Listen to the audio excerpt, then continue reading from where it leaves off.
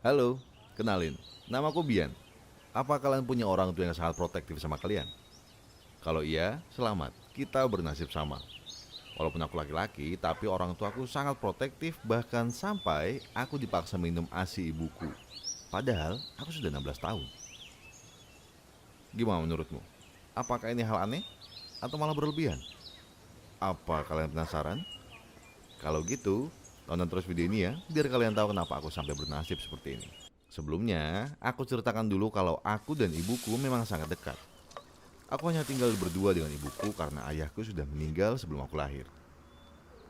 Tetapi saking dekatnya, aku dan ibuku itu justru malah membuat hidupku cukup tidak menyenangkan, terutama saat aku menginjak umur 16 tahun. Awalnya aku menganggap itu adalah bentuk kasih sayang ibuku padaku. Tetapi lama-lama aku sadar bahwa ada yang tidak beres dengan kehidupanku. Terutama saat aku mulai bergaul dengan teman-teman di sekolahku.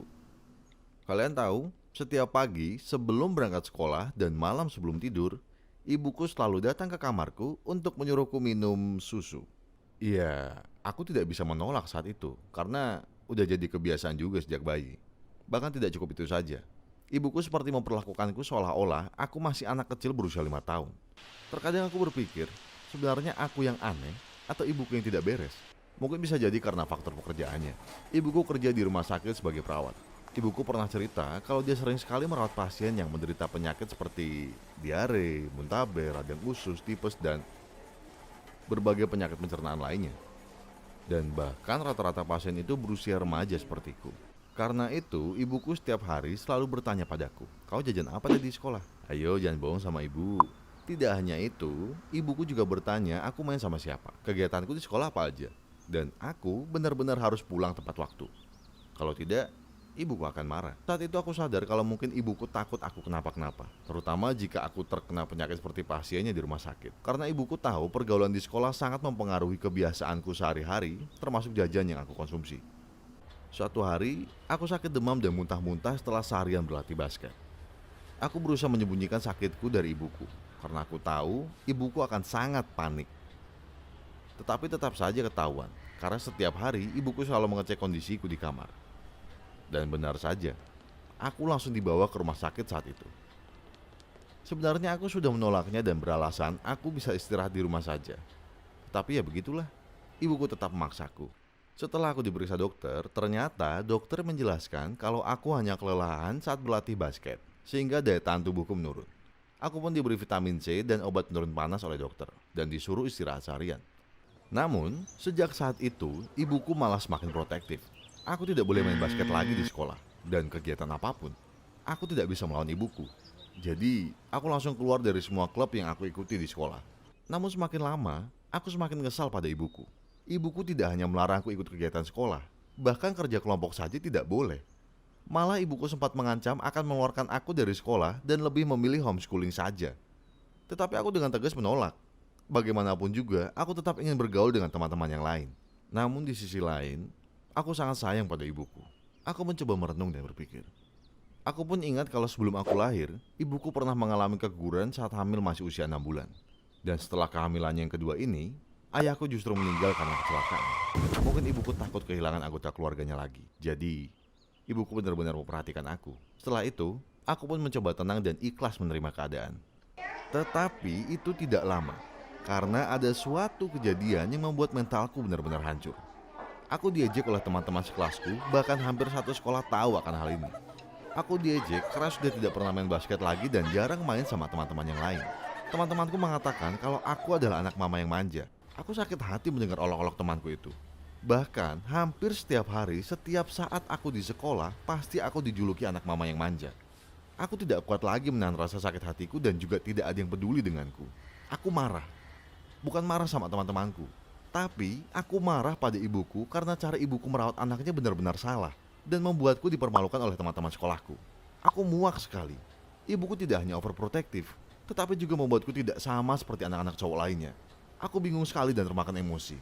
Akhirnya aku memutuskan untuk kabur sejenak dari rumah. Aku ingin bebas dari ibuku setidaknya selama seminggu. Tetapi aku tidak tahu harus kabur kemana. Ya tahu sendirilah. Sudah tidak ada lagi teman yang mau berteman denganku akibat label anak manja itu. Tapi aku tidak peduli. Setelah pulang sekolah, aku tidak kembali ke rumah dan mematikan HP-ku. Aku sudah tidak peduli lagi bagaimana perasaan ibuku nanti saat menyadari aku kabur dari rumah. Paling tidak seminggu ke depan ya, aku tidak bertemu teman-temanku di sekolah karena aku izin sakit. Tanpa basa-basi, aku langsung menuju terminal bus dan berangkat ke rumah saudaraku di luar kota yang tidak jauh dari kotaku. Namun di tengah-tengah perjalanan, tiba-tiba aku mendengar berita sekilas info dari radio yang menyala di bus. Dan ternyata itu adalah berita tabrak lari. Di awalnya aku cuek saja. Tetapi saat penyiar mengatakan ciri-ciri korban tabrak lari yang hampir mirip dengan ibuku, jantungku rasanya langsung mau berhenti. Ciri-cirinya persis sekali karena tempat kejadiannya di jalan raya dekat kompleksku dan korbannya adalah ibu-ibu memakai seragam rumah sakit. Karena panik dan merasa yakin sekali kalau itu adalah ibuku, aku langsung turun di halte terdekat dan menunggu bus lain untuk balik rumah. Aku takut sekali kalau memang korban tabrak lari tadi adalah ibuku. Saat itu aku panik dan keringat dingin sepanjang perjalanan pulang. Aku harap ibuku baik-baik saja. Setelah itu, aku semakin yakin kalau ibuku memang kecelakaan. Tapi aku masih mencoba berpikir positif. Sesampainya di rumah, aku tidak bertemu ibuku dan sudah aku cari ke seluruh ruangan juga tidak ada. Padahal saat itu sudah jam 8 malam lebih. Aku pikir ibuku ada jam lembur di rumah sakit. Tetapi, aku melihat tas ibuku ada di atas meja, jadi aku yakin sekali kalau ibuku sudah pulang. Aku keluar rumah dan mencoba mencari ibuku di sekitar komplek. Siapa tahu ibuku hanya keluar sebentar ke warung. Namun, tiba-tiba aku bertemu dengan tetangga samping rumahku. Dia berkata, kalau ibuku mengalami kecelakaan dan sekarang ada di rumah sakit. Setelah mendengar itu, badanku langsung lemas. Ternyata memang benar dugaanku. Untungnya aku segera pulang setelah mendengar berita itu. Kemudian, tetanggaku menawarkan diri untuk mengantarku ke rumah sakit dan aku pun ikut dengannya. Sesampainya di rumah sakit, aku langsung menuju ruangan di mana ibuku dirawat. Aku datang dan langsung memeluk ibuku. Ternyata, ibuku memang menjadi korban tabrak lari oleh mobil saat akan pergi mencari aku ke rumah teman-temanku. Sebelum itu, ibuku mencoba menelponku tetapi HP-ku tidak aktif. Jadi ibuku khawatir dan bingung mencari-cari keberadaanku. Namun saat akan menyeberang jalan, ada mobil melaju kencang dari arah berlawanan dan ibuku langsung tertabrak. Sekarang, mobil itu sudah melarikan diri dan sedang dilacak oleh polisi. Aku pun langsung meminta maaf pada ibuku. Aku mengakui saat itu kalau aku berniat akan kabur dari rumah seminggu ke rumah saudara. Aku benar-benar menyesal karena membuat ibuku khawatir. Dan aku rasa aku keterlaluan sekali sampai nekat seperti ini. Ibuku tidak marah. Justru ibuku maafkanku saat itu juga. Aku tidak bisa membayangkan betapa sakit hatinya ibuku saat tahu aku berniat kabur darinya. Tetapi, ibuku tetap maafkan kecerobohanku saat itu. Ibuku tidak mengalami luka-luka cukup parah. Sehingga setelah 3 hari dirawat di rumah sakit, ibuku sudah bisa pulang. Aku sangat bersyukur sekali. Setelah itu, aku pun berjanji pada ibuku tidak akan meninggalkannya lagi. Aku tidak akan mencoba-coba untuk kabur dari rumah lagi, apalagi sampai membuat ibuku khawatir. Ibuku senang sekali mendengar itu dariku. Tetapi, kalian tahu, ya masih ada satu hal yang mengganjal pikiranku. Seperti yang aku ceritakan di awal-awal tadi, aku masih dipaksa ibuku untuk minum susu darinya. Aku ingin mengatakan hal ini secara jujur pada ibuku, karena aku memang benar-benar tidak nyaman. Terlebih aku sudah 16 tahun dan aku semakin tumbuh dewasa lagi. Tetapi aku juga tidak ingin menyakiti perasaan ibuku. Hingga suatu hari, aku memutuskan untuk menelpon dokter psikolog untuk memberikan terapi pada ibuku. Ibuku awalnya menolak untuk diperiksa, tetapi setelah dibujuk oleh dokter itu, akhirnya ibuku pun mau menjalani terapi. Selain itu, aku juga mengatakan pada psikolog tentang kebiasaan ibuku yang memaksaku minum susu setiap hari sejak kecil hingga sekarang. Dan ternyata benar, ibuku mengalami post-traumatic stress disorder yang disebabkan kekhawatiran berlebih dari pekerjaannya. Ibuku memang sering berhadapan dengan pasien yang menderita penyakit tertentu. Bahkan cukup banyak yang meninggal karena wabah penyakit itu. Jadi, ibuku khawatir kalau aku juga kena penyakit itu sampai meninggal. Makanya, ibuku memaksaku minum susu darinya karena dianggapnya ASI adalah yang terbaik dan memiliki banyak manfaat kesehatan.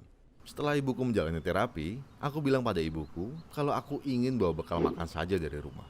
Ya, sebenarnya pasti nanti tetap bakal diolok-olok temanku lagi. Tapi aku belajar tidak peduli dengan perkataan mereka. Yang penting, ibuku tidak khawatir lagi terhadap kesehatanku. Beruntungnya ibuku mengerti dan setuju dengan keputusanku. Sekarang, setiap pagi pun aku ikut membantu ibuku memasak agar bisa menghemat waktu. Kedepannya, setelah lulus SMA nanti, aku ingin mengumpulkan uang sambil kuliah. Supaya setelah lulus juga, aku bisa langsung mendirikan usaha rumah makan vegan bersama ibuku. Jadi ibuku tidak perlu lagi kerja di rumah sakit dan khawatir berlebih terhadap kesehatanku. Baiklah teman-teman, gimana menurutmu? Aku ingin berpesan, kalau orang tua terlalu protektif sama kalian, Coba bicarakan baik-baik. Siapa tahu orang tuamu bisa mengerti. Jangan sampai kalian melakukan hal nekat seperti kabur dari rumah ya. Makasih udah nonton videoku. Jangan lupa like dan subscribe-nya.